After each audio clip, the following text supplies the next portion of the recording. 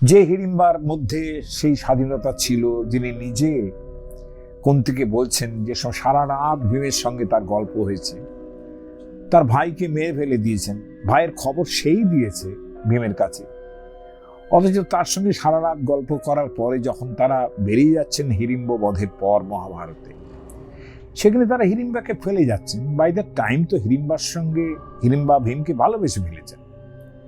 এখন সেখানে ভীম একটা লোক দেখানি বলছেন যে তুমি আমার পেছন পেছন আসছো কেন, তোমার কি ভাইয়ের কথা মনে নেই? ভাই যে পথে গেছে তোমাকে কিন্তু সেই পথে পাঠিয়ে দেবো। এটা নেহাত মকারই ছিল বলে আমার মনে হয় হয়েছে, কারণ আমি মহাভারতটা যথাসাধ্য বোঝার চেষ্টা করেছি আমার নিজস্ব অনুভূতি দিয়ে।